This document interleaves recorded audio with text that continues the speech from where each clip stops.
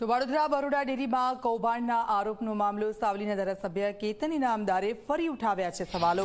ડેરીના એમડી અને ચેરમેનના નિવેદનને હાસ્યાસ્પદ ગણાવ્યું। પોલીસ, જિલ્લા રજિસ્ટ્રાર અને ડેરી કરી રહી છે તપાસ। મેરાકુવા દૂધ મંડળીમાં લાખો રૂપિયાનું કૌભાંડ થયું। ડીએસપીએ ફરિયાદ દાખલ કરવા જિલ્લા રજિસ્ટ્રારને લખ્યો પત્ર।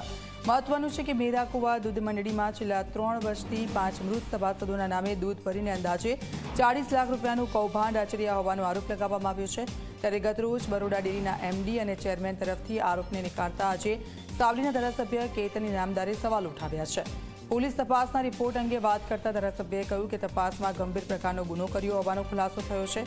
ત્યારે ડીએસપીએ જિલ્લા રજિસ્ટ્રારને ફરિયાદ કરવા લેખિતમાં જાણ કરી છે, જેમાં મેરાકુવા મંડળીના પ્રમુખ, મંત્રી, ઓડિટર અને એકાઉન્ટન્ટ સામે ફરિયાદ દાખલ કરવાની લેખિતમાં જાણ કરાઈ છે।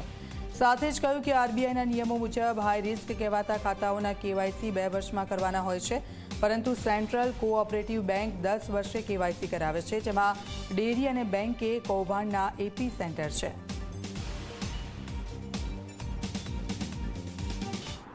ગઈકાલે બરોડા ડેરીના એમડી અને બરોડા ડેરીના ચેરમેન બંનેના પ્રેસ સમક્ષના નિવેદન મેં સાંભળીને મને દુઃખ પણ થયું ને આ નિવેદન એક હાસ્યાસ્પદ નિવેદન હતું કે ભાઈ આ જવાબદાર વ્યક્તિઓ હોવા છતાં પણ આવા બેજવાબદાર નિવેદન કેમ આપે છે।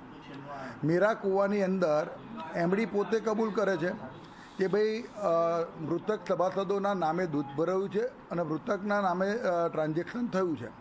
એ મંત્રીની એક નાની ભૂલ કહેવાય, પણ ગેરરીતિ કે કૌભાંડ ના કહેવાય, આવું એમડી કહે છે, બરોડા ડેરીના એમડી। એટલે પોલીસ તપાસમાં બહાર આવ્યું છે કે આ ખૂબ મોટા પ્રકારનો ગંભીર ગુનો છે અને એ ગુનાની અંદર પ્રમુખ મંત્રી ઉપર સીધો જ ફોજદારી કાર્યવાહી થઈ શકે છે।